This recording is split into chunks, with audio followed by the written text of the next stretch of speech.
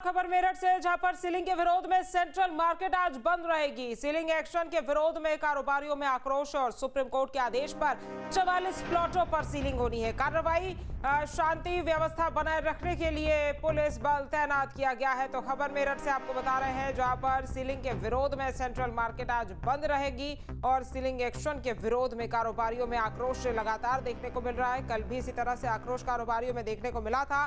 Supreme court के आदेश पर 44 प्लॉटों पर सीलिंग कार्रवाई होनी है। शांति व्यवस्था बनाए रखने के लिए पुलिस बल वहां पर तैनात किया गया है। तो देखिए, आपको पूरा विवाद भी बता देते हैं क्या है। रिहायशी जमीन पर अवैध तरीके से निर्माण किया गया था, दुकानों और कॉम्प्लेक्स का निर्माण किया गया था। सुप्रीम कोर्ट ने हाई कोर्ट के 2013 के आदेश को सही ठहराया। कोर्ट ने कहा, अवैध निर्माण किसी भी हालत में वैध नहीं हो सकता।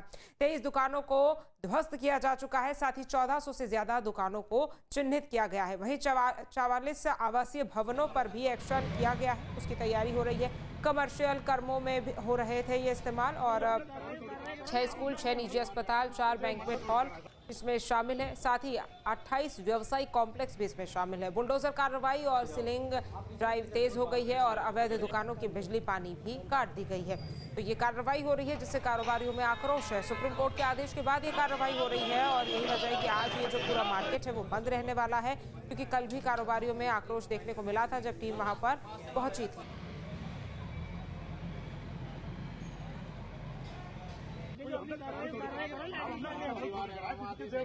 शांति व्यवस्था बनी रहे, इसलिए पुलिस बल भी भारी संख्या में वहां पर तैनात है।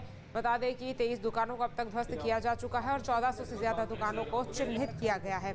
सीलिंग एक्शन के विरोध में कारोबारी उतर आए हैं और 44 आवासीय भवनों पर एक्शन की तैयारी हो रही है। कमर्शियल कामों में ये इस्तेमाल हो रहे थे, जिस वजह से ये कार्रवाई की जा रही है। 6 स्कूल, 6 निजी अस्पताल और 4 बैंक्वेट हॉल भी इसमें शामिल हैं। बता दें कि 28 व्यवसायिक कॉम्प्लेक्स शामिल हैं इसमें, और बुलडोजर कार्रवाई और सीलिंग ड्राइव अब तेज हो गई है और यहाँ पर भारी संख्या में पुलिस बल भी तैनात है। अवैध दुकानों की बिजली पानी भी काट दी गई है। सरफराज हमारे संवाददाता ज्यादा जानकारी के साथ जुड़ गए हैं। सरफराज, कल भी हमने कारोबारियों में आक्रोश देखा था, आज चूंकि मार्केट बंद रहेगा, फिलहाल क्या स्थिति है वहां पर और किस तरह से इस कार्रवाई को किया जाएगा? देखिए, जिस तरीके से 6 अप्रैल को सुप्रीम कोर्ट ने सेंट्रल मार्केट की 44 ऐसे जो भवन है जिनको अवैध मानते हुए उनको सीलिंग करने के आदेश दिए थे, उसके बाद में कल बुधवार को बहुत ज्यादा यहाँ पर हंगामा हुआ था। कई व्यापारी यहाँ पर लगातार प्रदर्शन कर रहे थे और कईयों की तबीयत बिगड़ गई थी, हालत बिगड़ गई थी। प्रशासन के भी हाथ पैर फूल गए थे, लेकिन बावजूद इसके तमाम विरोध प्रदर्शन के यहाँ पर आवास विकास की टीम ने पुलिस की मदद से देते हुए करीब 44 ऐसे भवनों को सील किया है, जो कि पूर्णतः जो है आवासीय थे और उनको लैंड यूज सेव करके उनका कमर्शियल तौर पर इस्तेमाल किया जा रहा था।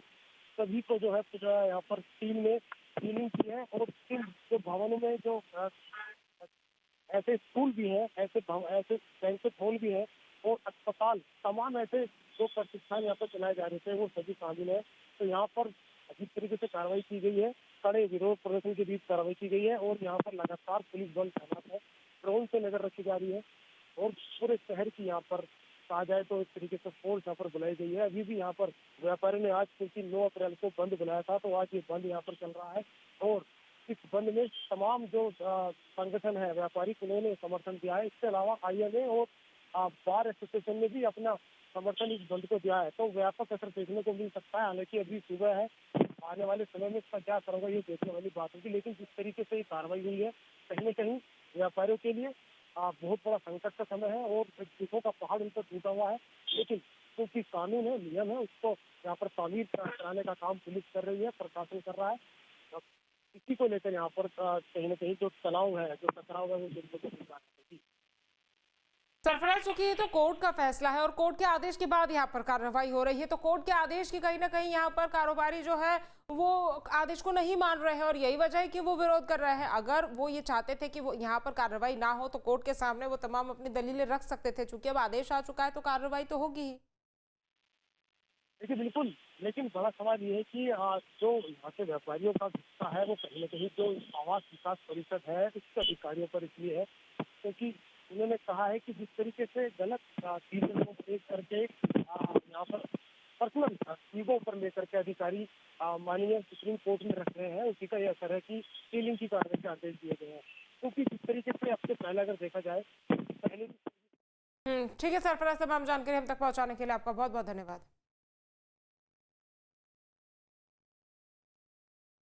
और बरेली से खबर है जहां पर नाबालिग के साथ गैंगरेप हुआ है। 7 लोगों ने नाबालिग के साथ गैंगरेप किया है। बता दें कि वीडियो बनाकर ब्लैकमेल नाबालिग को किया गया। कैफे में ले जाकर आरोपियों ने गैंगरेप किया।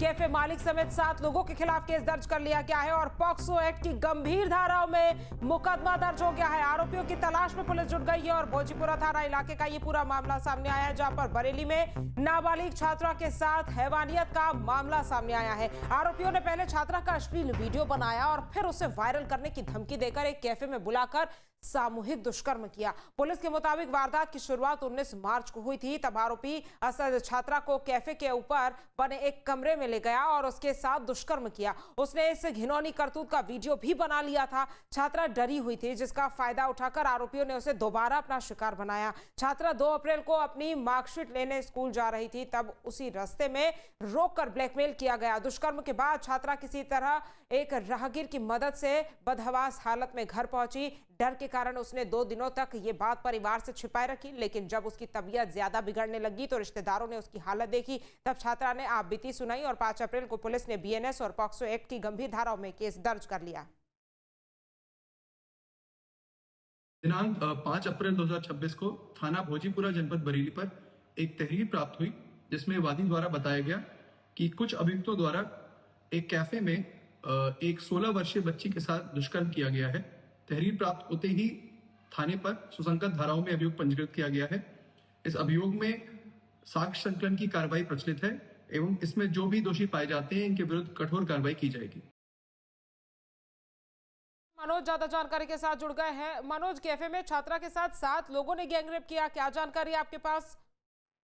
देखिए, मामला 19 मार्च का है, जहां पर जो युवती थी ये नाबालिग है, 16 साल की है और कक्षा 6 की ये छात्रा है। बताया जा रहा है कि जब ये अपने एग्जाम का जो रिजल्ट था उसे लेने अपने स्कूल जा रही थी, तो इसको रास्ते में जो मुख्य आरोपी असद हैदर, ये उसको रास्ते में मिलता है और उसको बहला फुसलाकर कैफे में किसी बहाने से ले जाता है। कैफे में उसके अन्य जो साथी थे वो वहां पहले से मौजूद थे और सीधे कैफे में ऊपर एक कमरा बना हुआ था, उस कमरे में, कैफे के कमरे में उस ऊपर लेके जाते हैं। वहां पर इसके पहले से जो अन्य लोग मौजूद थे इस लड़की का रेप करते हैं, साथ में मिलकर गैंगरेप करते हैं और उसके बाद उसका वीडियो बना लेते हैं और उसको ब्लैकमेल करते हैं। इसी बीच जो पीड़ित थी अपने घर पहुंचती है, घर पे जाके अपने परिवार को आप बीती बताती है, जिसके बाद परिजनों ने थाना भोजीपुरा में मुकदमा दर्ज कराया है। पुलिस ने गंभीर धाराओं में मुकदमा पंजीकृत करने के बाद कार्रवाई शुरू कर दी है। वहीं आरोपी जो है फरार बताए जा रहे हैं। अब जल्दी ही इनके लिए टीम गठित कर दी गई है, जल्दी आरोपी पुलिस की गिरफ्त में होंगे। लेकिन बड़ा ही घिनौना कृत्य जो है किया गया है और पुलिस इस पर सख्त है और लगातार इन पर कार्रवाई करने की बात कह रही है। अब देखना यह है कि आरोपी कब तक गिरफ्तार होंगे। वहीं कुछ जो सामाजिक संगठन के जो लोग हैं, हिंदू संगठन के जो लोग हैं, उन्होंने इनका जो है एनकाउंटर करने की बात करी कि ऐसे लोगों का एनकाउंटर होना चाहिए, इनको समाज में रहने का कोई अधिकार नहीं है। जी ठीक है, तमाम जानकारी हम तक पहुंचाने के लिए आपका बहुत बहुत धन्यवाद। और अलीगढ़ से खबर है जहां पर एएमयू के छात्र के कमरे से जाली नोट मिले हैं, पिस्टल मिली है, मैगजीन और कारतूस भी बरामद किए गए हैं। आरोपी छात्र शहबाज फरार बताया जा रहा है, तलाशी जारी है। फायरिंग मामले में आरोपियों ने शहबाज का नाम लिया था और आरोपी शहबाज से पूछताछ करने के लिए पुलिस पहुंची थी और उसके कमरे से देखिए ये सारा सामान मिला है। तो अलीगढ़ से खबर आपको बता रहे हैं। और वीरेंद्र हमारे संवाददाता ज्यादा जानकारी के साथ जुड़ गए हैं। वीरेंद्र, एएमयू के छात्र के कमरे से बताया जा रहा है कि जाली नोट, पिस्टल, मैगजीन, कारतूस जैसा सामान मिला है। देखिए, मैं आपको बता दूं, देखिए थाना क्वारसी क्षेत्र में 6 अप्रैल को ग्रीन सोसाइटी में एक फायरिंग हुई थी। उस फायरिंग में कुछ लोगों के खिलाफ एफआईआर दर्ज हुई थी। एफआईआर के बाद इसमें जो है एक छात्र जो है शहबाज था, उसका भी नाम आया था। पुलिस ने 3 लोगों की गिरफ्तारी के बाद जब पूछताछ हुई तो पूछताछ में पता चला कि शहबाज जो है वो सर जियाउद्दीन हॉल के कमरा नंबर 37 में रहता है। उसकी तलाशी के लिए रात्रि में करीब 1 बजे पुलिस जो है civil line SP Aditya Bansal और उसके अलावा सीओ सिविल लाइन और 2 थाना का फोर्स रात्रि में प्रॉक्टेल टीम को लेकर के जब वहाँ सर जियाउद्दीन हॉल के कमरा नंबर 32 में पहुंचे तो वहाँ उनके द्वारा देखा गया कि वहाँ कमरे के अंदर कई ऐसे सामान जैसे जो है 2 मैगजीन थी, 4 जो है 356 बोर के खोखे थे, 1 9mm की जो गोली थी, 8 मोबाइल, डिजिटल पैड, तमाम ऐसी चीजें थी जो कहीं न कहीं ये लग रहा था कि ये एकदम एएमयू का जो होटल का कमरा है इसमें कहीं न कहीं कोई एक बड़ा रैकेट चलता है जिसमें जाली नोट भी मिले हैं।